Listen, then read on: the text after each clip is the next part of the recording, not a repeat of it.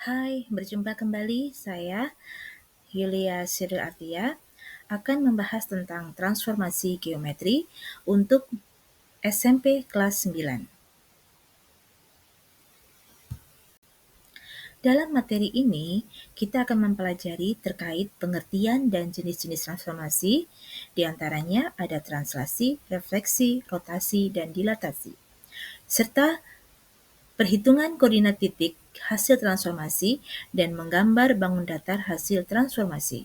Selanjutnya, mampu menyelesaikan soal-soal yang berkaitan terkait transformasi geometri. Bagaimana? Sudah siap? Mari kita mulai. Apa arti transformasi? Transformasi merupakan perubahan terhadap suatu objek. Objek yang dimaksud pada transformasi geometri diantaranya dapat berupa titik, X, Y, garis, Y sama dengan AX plus B, ataupun bangun datar seperti persegi panjang, persegi, hajar genjang, segitiga, dan seterusnya. Nah, sekarang kita mengenal jenis-jenis transformasi geometri. Yang pertama adalah translasi. Translasi nama lainnya adalah pergeseran. Yang berikutnya refleksi pencerminan, rotasi perputaran, dan terakhir adalah dilatasi. Dilatasi merupakan bentuk perkalian, bisa diperkecil ataupun diperbesar. Nah, sekarang kita membahas tentang translasi atau pergeseran. Translasi atau pergeseran merupakan perubahan posisi suatu objek dengan jarak dan arah tertentu. Suatu translasi dapat diwakili oleh sebuah garis berarah. Translasi tidak mengubah bentuk objek, sehingga seperti gambar pada koordinat tersebut, terdapat segitiga ABC ditranslasikan ke arah tanda panah garis sehingga menjadi A aksen, B aksen, dan C aksen. Bentuk segitiga dari benda aslinya ABC dan bayangannya A aksen, B aksen, C aksen tidak mengalami perubahan bentuk dan ukuran, hanya letaknya bergeser. Sekarang kita akan membahas terkait garis arah translasi. Garis translasi terdiri dari arah pergerakannya. Horizontal kanan positif, sedangkan ke kiri negatif. Sedangkan vertikal ini vertikal, atas positif dan bawah adalah negatif. Seperti pada gambar. Sebagai contoh, garis arah translasi. Garis translasi dapat pula dinyatakan dalam bentuk matriks A, B. Nilai A menyatakan komponen horizontal dan B komponen vertikal. Translasi di samping, di gambar samping, dapat dituliskan 74.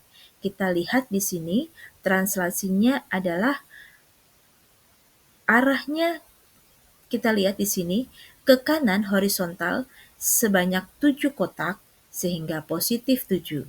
Dilanjutkan dengan ke atas sebanyak 4 kotak, sehingga positif 4. Sekarang kita akan mencari bayangan dari segitiga ABC, yakni A aksen, B aksen, C aksen.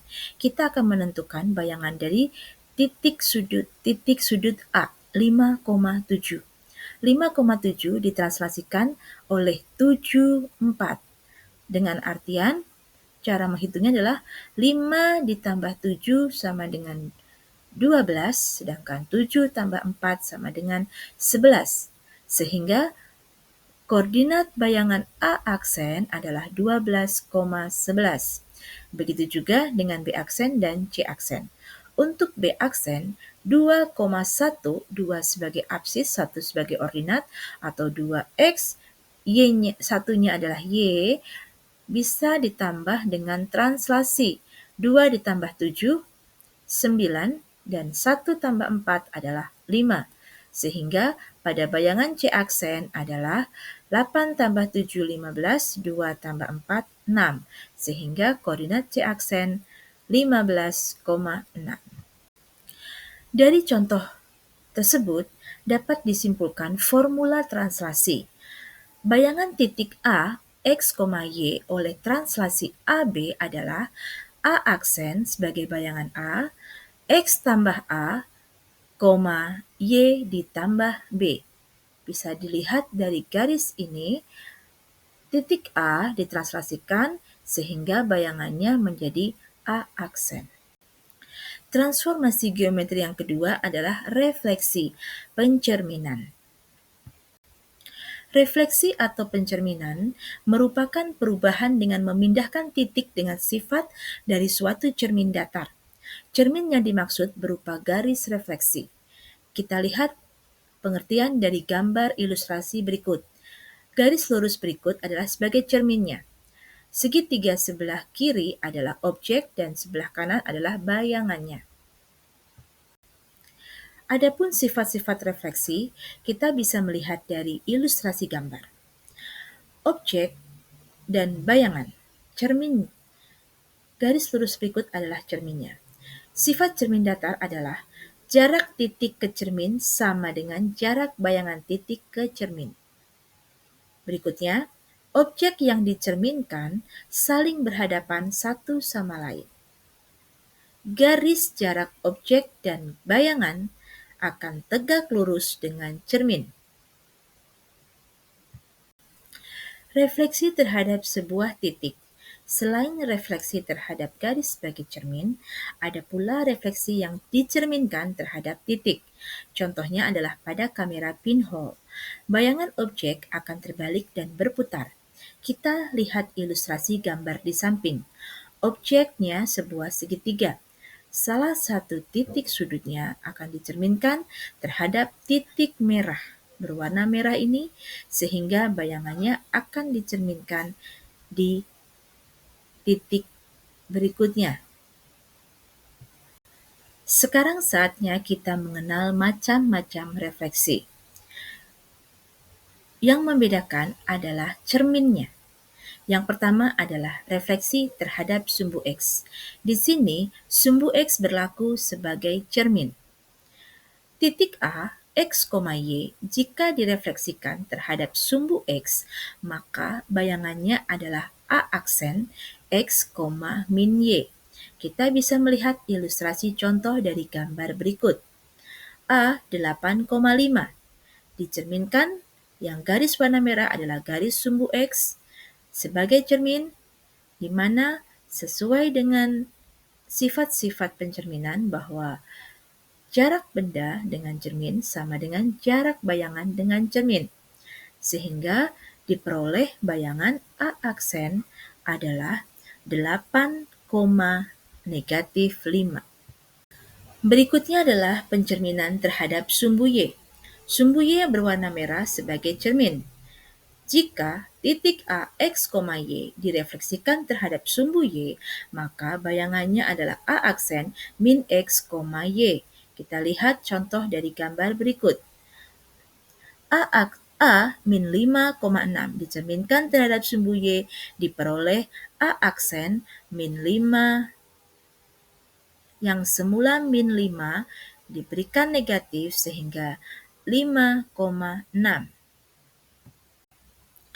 Refleksi yang ketiga adalah pencerminan terhadap titik asal atau pusat koordinat Kartesius. Titik A, X, Y direfleksikan terhadap titik asal 0,0, maka bayangannya adalah negatif X, negatif Y. Yang semula X, Y, kedua-duanya dikasih negatif, min X, min Y. Kita lihat ilustrasinya adalah titik A 4,3 direfleksikan atau dicerminkan terhadap titik 0,0 sehingga bayangannya adalah min 4, min 3. Macam refleksi berikutnya adalah refleksi terhadap garis Y sama dengan X. Diilustrasikan garis Y sama dengan X dengan warna merah sebagai cermin. Titik A, X, Y direfleksikan terhadap garis Y sama dengan X, maka bayangannya adalah A aksen Y, X. Sebagai contoh, titik A adalah min 2,4.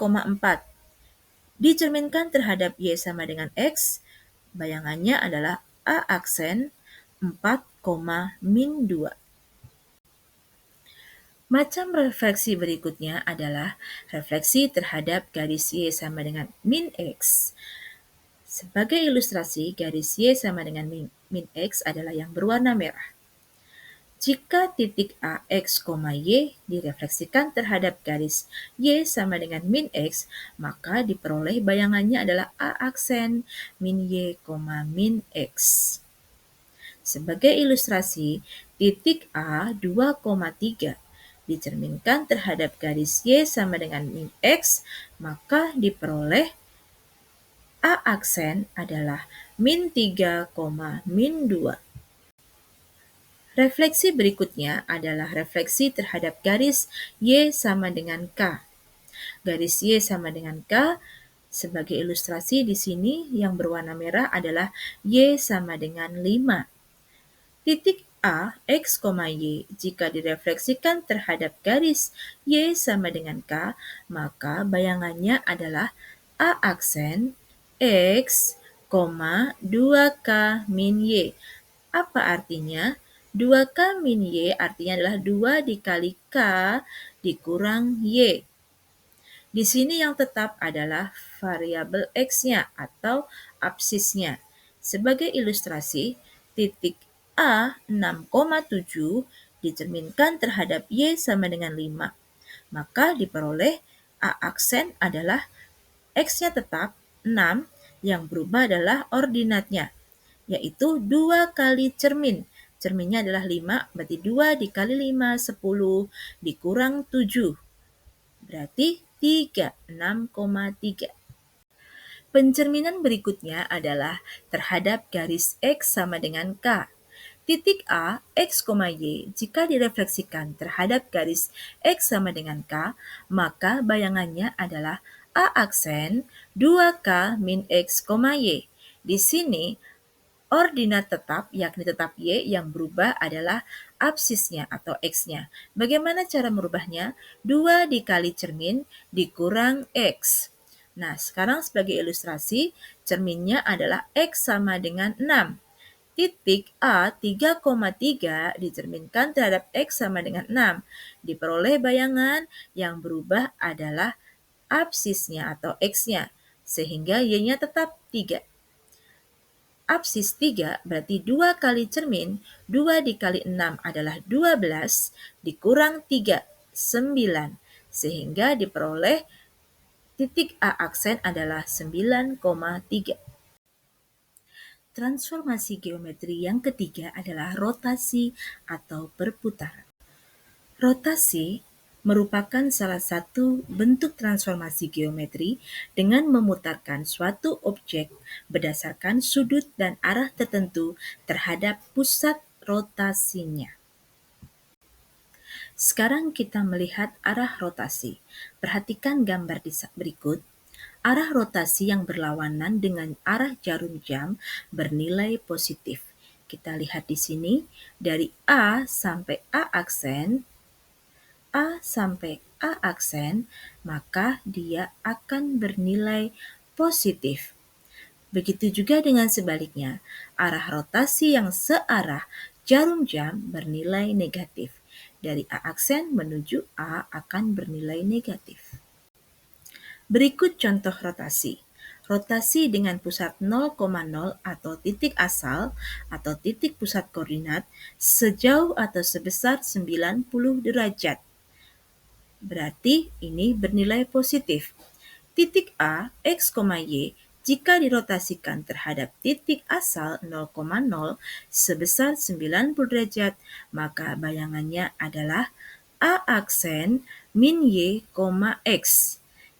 Dengan catatan, semula X, Y menjadi dibalik sehingga menjadi min Y, X. Kita lihat ilustrasi gambar di samping, yakni titik A 2,1 dirotasikan sejauh 90 derajat berlawanan arah jarum jam dengan titik pusat 0,0, maka diperoleh min 1,2 sebagai A aksennya.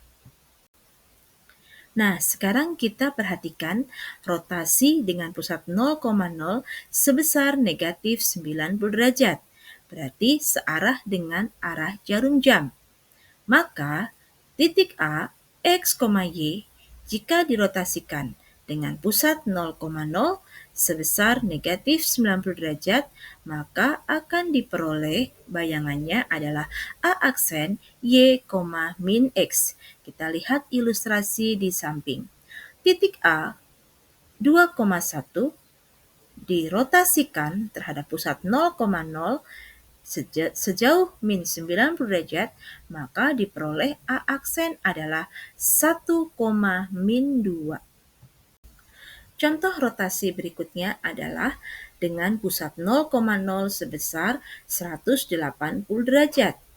Titik A, X, Y dirotasikan terhadap titik 0,0 sebesar 180 derajat, maka bayangannya adalah A aksen min X, min Y. Kita lihat contoh di samping ilustrasi. A 2,1 dirotasikan sejauh 180 derajat, maka bayangannya adalah A aksen min 2, min 1. Transformasi geometri yang terakhir adalah dilatasi, perbesaran atau perkecilan. Dilatasi adalah perubahan yang berkaitan dengan ukuran objek dengan faktor skala tertentu, mengacu terhadap sebuah titik yang disebut titik pusat dilatasi. Kita lihat ilustrasi gambarnya. Di sini ada pusat dilatasi yang warna biru adalah benda asal atau benda aslinya, objeknya, dan yang warna orange adalah perbesarannya atau hasil dilatasinya. Ingat, dilatasi dipengaruhi oleh pusat dilatasi atau faktor skala yang digunakan. Sekarang kita akan bahas tentang faktor skala dilatasi. Faktor skala dilatasi ditentukan oleh panjang jarak titik pusat ke objek atau kita ilustrasikan dengan PA terhadap panjang titik pusat ke bayangan atau PA aksen. Pada contoh di samping, maka kita bisa melihat pusat dilatasi P, objeknya A, dan bayangannya adalah A aksen. Maka akan diperoleh bahwa PA aksen sama dengan 2 kali dari PA. Artinya faktor skalanya adalah 2. Formula dilatasi untuk titik A, X, Y oleh dilatasi dengan pusat 0,0 atau titik asal atau titik pusat koordinat dan faktor skala K. Maka akan diperoleh bayangan A aksen KX, KY, artinya K dikali X dan K dikali Y. Sebagai ilustrasi dari gambar berikut, pusat dilatasinya adalah 0,0, titik berwarna merah A akan didilatasikan sejauh K dengan faktor skala K sama dengan 3, sehingga titik A 2,2 dikali dengan 3, maka 2 kali 3 dan 2 kali 3 diperoleh A aksen 6,6. Berikutnya, jika dilatasi bayangan titik A, X, Y didilatasikan dengan pusat P, A, B. Kalau yang sebelumnya pusatnya adalah 0,0 atau titik asal. Sedangkan di sini berubah titik pusatnya adalah P, A, B. Dan faktor skalanya adalah K. Adalah A aksen K dikali X min A ditambah A, faktor skala K dikalikan dengan Y min B ditambah B. Berikut adalah ilustrasi dari dilatasi dengan pusat A, B. Demikian pembahasan terkait transformasi geometri di SMP kelas 9. Terima kasih, sampai jumpa kembali dengan pembahasan tentang soal-soal transformasi geometri.